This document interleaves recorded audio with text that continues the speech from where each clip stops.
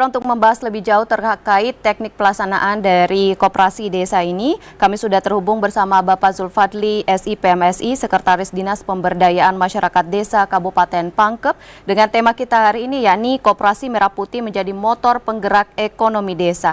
Baik, langsung kami akan menyapa kepada Bapak Zulfadli. Assalamualaikum, selamat petang Pak. Ya, Waalaikumsalam warahmatullahi wabarakatuh. Selamat petang para pemirsa TVRI dimanapun berada.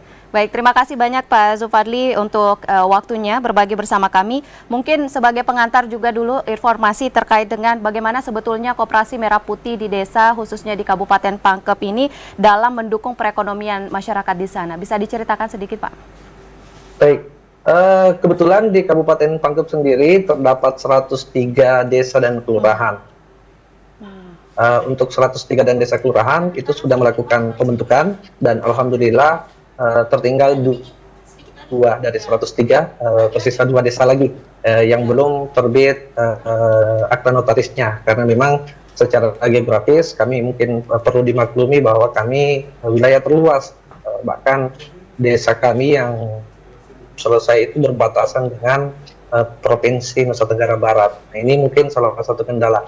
Nah, namun kendala itu tidak menutup semangat ya dari semangat pembentukan koperasi ini, karena tentunya koperasi ini dibangun sebagai nawacita untuk bagaimana menggerakkan perekonomian masyarakat di desa. Jadi koperasi sendiri ini tentunya tidak lain adalah fungsi sosialnya dapat ya. Fungsi sosialnya karena langsung bersentuhan dengan masyarakat. Hal ini dibuktikan tentunya mulai dari mekanisme pembentukan yang dalam hal ini dilakukan sesuai dengan Juknis, itu dilakukan melalui musyawarah desa. Itu mungkin sebagai gambaran awal. Nah, Pak Zulfadli, bagaimana dengan sambutan masyarakat sejauh ini terkait dengan program yang ada? Alhamdulillah, antusias masyarakat tentunya ini kan koperasi bukan hal yang baru. Khususnya kami di wilayah kepulauan ataupun di daratan dan di pegunungan, ini bukan hal yang baru. Tentunya ini disambut positif bagi masyarakat. Karena kenapa? Kehadiran koperasi itu tentunya sebagai produsen. Ya, jadi produsen, anggaplah salah satu gerai di bidang pertanian.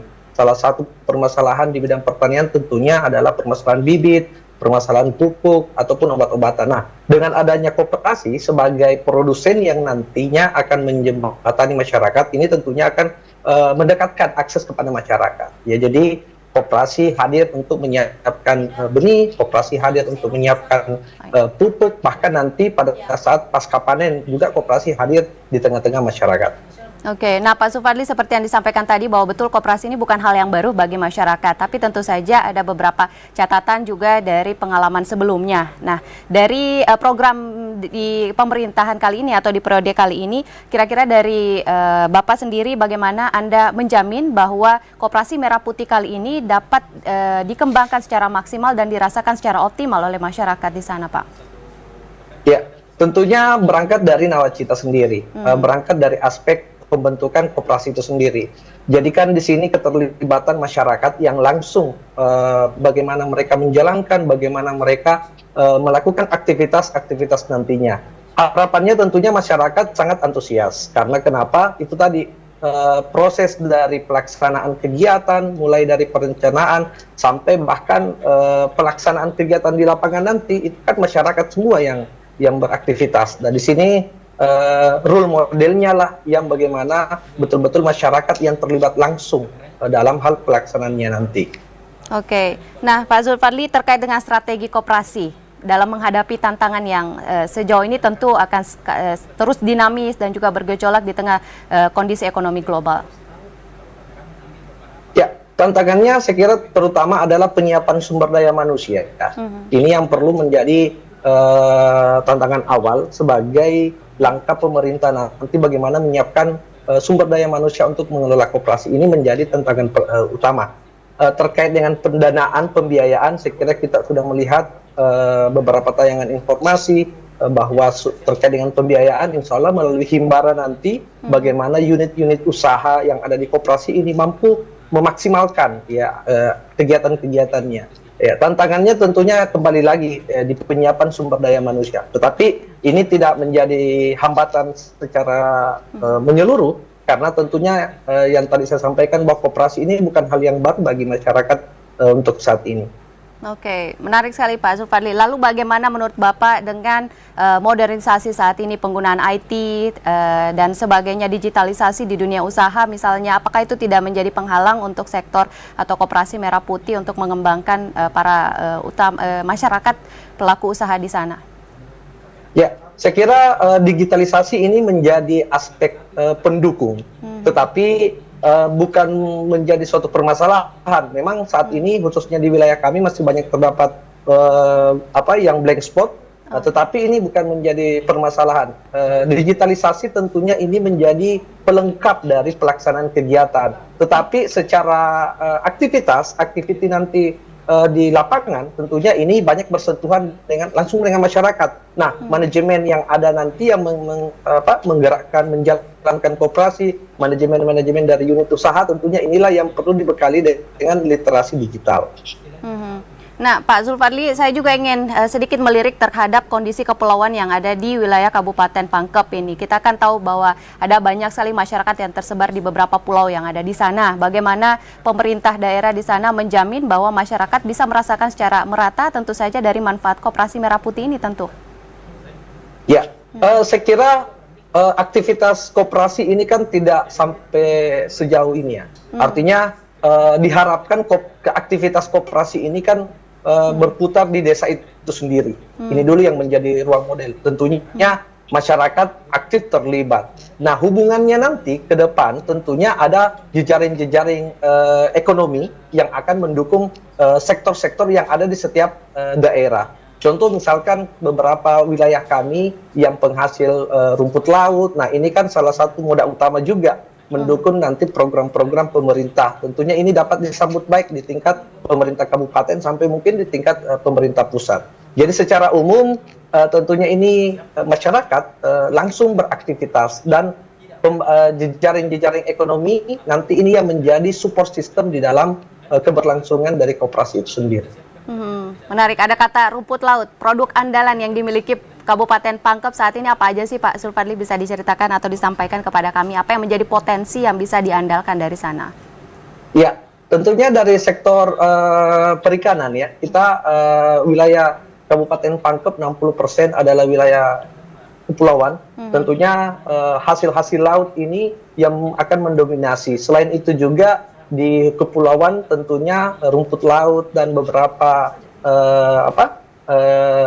produk-produk yang nantinya dapat diolah seperti kopra, ya, ini juga menjadi komoditi. Hal lain tentunya juga di sektor pertanian, ya, ini juga sektor di pertanian khususnya di Kabupaten Pangkep, kita pemerintah Kabupaten Pangkep melalui program Bapak Bupati ini mendukung sepenuhnya program swasembada pangan. Ya. Baik, nah kalau berbicara tentang peran generasi muda, apakah di sana keterlibatan para anak-anak muda ini juga cukup besar membantu atau seperti apakah ini juga bisa mendukung tantangan yang disebutkan Pak Zulfadli tadi, SDM itu?